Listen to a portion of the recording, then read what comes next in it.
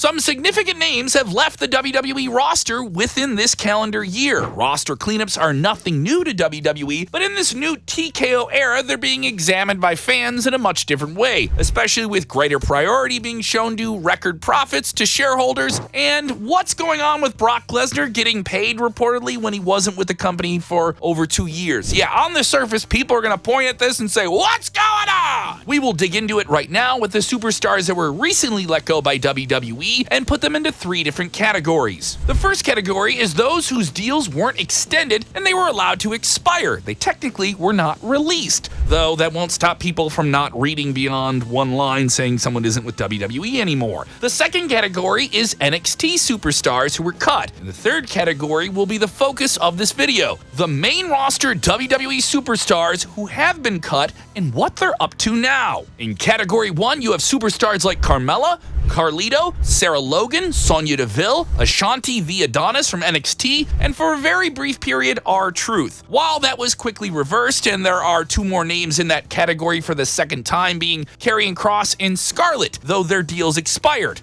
The Karrion Kross situation is one that is going to be closely monitored for a while, but that makes 8 superstars whose contracts weren't extended, excluding R-Truth. In category 2, you have some shocking releases, like Gigi Dolan, Cora Jade, both of whom were considered by many to be future top stars in WWE's women's division. Eddie Thorpe, Jakara Jackson, The Gallus Trio, Riley Osborne, Oro Mensah, Javier Bernal, and Danny Palmer making up the list, and that's about 11 releases from the NXT lane. In category 3, there's a whopping 15 names, making it a total of 34 superstars who are no longer in WWE in 2025. Let's dig into what those names released by WWE's main roster are up to nowadays. Cedric Alexander. Cedric Alexander had actually penned a multi-year deal with WWE in 2024, but he was cut from the roster in February in a spree of different releases. While many expected him to join the Hurt Business members in All Elite Wrestling, some noted that his wife, Big Swole's real-life issues with AEW president Tony Khan are well published. While it's all speculation, Cedric Alexander jumped to TNA Wrestling after his 9-year stint with WWE came to an end and is finding a new lease on life on his in-ring wrestling career. Plus, he's active on the independent circuit. Paul Ellering. When Paul Ellering was brought back to WWE in 2023, nobody knew exactly where he would fit in. Though he had a Hall of Fame resume with the Road Warriors, Legion of Doom, his presence in modern-day wrestling felt more subdued, circumstantially. He joined Karrion Kross's Final Testament faction, but it made little sense to have him there as a manager mouthpiece, considering that Karrion Kross already could fit that role. That's no knock at Ellering, just the circumstances. It was rumored that ALP's Occam and Razor wanted him to be a part of their return, but it turned out to not really play out maybe the way they intended. While Paul Ellering occasionally tweets from his official account, it looks like he's lying low and out of the spotlight. ALP, Occam and Razor. Yes, this heavyweight tag team were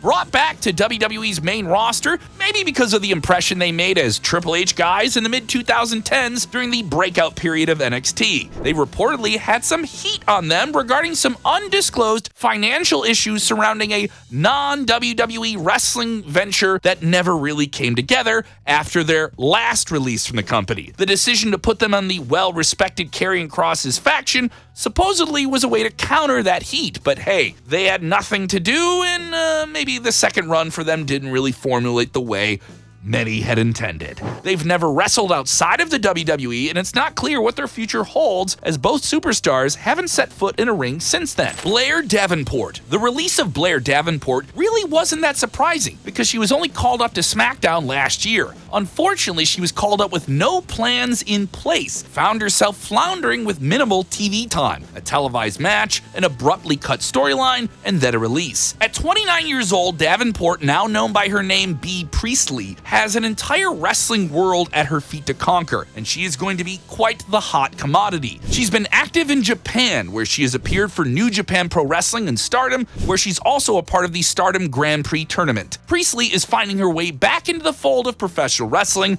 outside of WWE. Carl Anderson and Luke Gallows. The release of Anderson in particular felt like a low blow because he was injured while it happened. Unfortunately, not too much happened in their second run with WWE for the Good Good brothers and weren't even really given a chance to show their potential this time around. Both Gallows and Anderson are back on the independent circuit, with the duo even returning to their old home of New Japan Pro Wrestling a few months ago. Yes, the same promotion where they really put Bullet Club on the map. Isla Dawn. WWE fans were surprised when they learned that Isla Dawn was fired while Alba Fire was kept. Alba Fire is now a part of Chelsea Green's secret service. Yes, but Isla Dawn had the potential to make a name for herself as well. She wrestled in England in her first match back on the independent circuit, and she seems to be taking it slow for her next big move. There have been rumors, including a report from our friends at WrestleVotes Radio, that AEW is interested in signing Isla Dawn to a full-time contract. If that is indeed the case, it could be a great fit for her and the next step of her wrestling career.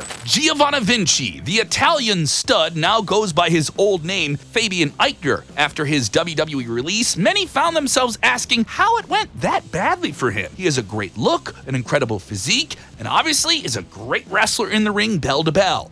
Instead, he was disgracefully kicked out of the Imperium faction by Ludwig Kaiser and sent packing to SmackDown, given a new character, and then kind of jobbed out. His last few matches were losses to the likes of Apollo Crews and Luke Gallows, which should tell you something.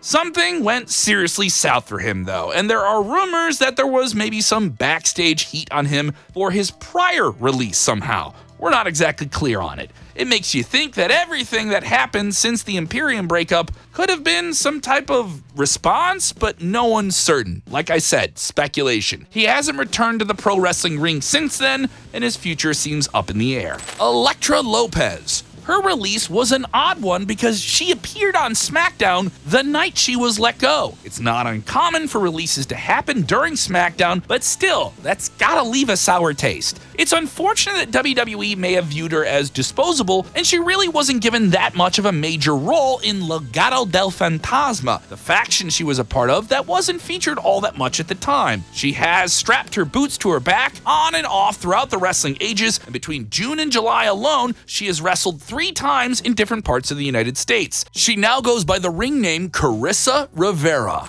Braun Strowman. Yes, Braun Strowman's release in 2025 undoubtedly was less surprising than the one in 2021, when he was still a very important figure at the grand scheme of everything WWE. Creative plans being on and off for Braun Strowman, and serious injuries very much inhibited his second gallop with WWE. Strowman is still active out there. He's slated to appear on the WWE food show for NBC called Everything on the Menu with Braun Strowman. It was a WWE-produced show, so it left a lot of people confused. Strowman also got a bit salty on social media with Karrion Kross about WWE pushing Nepo babies and their butt-kissing buddies as a clear sign that maybe he wasn't happy with WWE, his now former employer. It is very unclear if Strowman will ever step foot back in the pro wrestling ring anywhere. There are rumors that he does have lasting leg injury issues, and while WWE reportedly might be interested in bringing him back on a part-time role. Shayna Baszler, who made the transition from MMA to pro wrestling with WWE, had a long tenure with WWE. A large chunk of her success came in NXT, where she was NXT Women's Champion. There was a ton of hype for Baszler when she was brought up to the main roster of WWE. She got to tangle with Becky Lynch, but not get the best of her, become a 3-time Women's Tag Team Champion, but it never really got much further past that. Her release wasn't the biggest shock. It was definitely a blow to the women's locker room, as Baszler was a leading figure who had 3 years left on her contract and reportedly was widely respected. Also reportedly,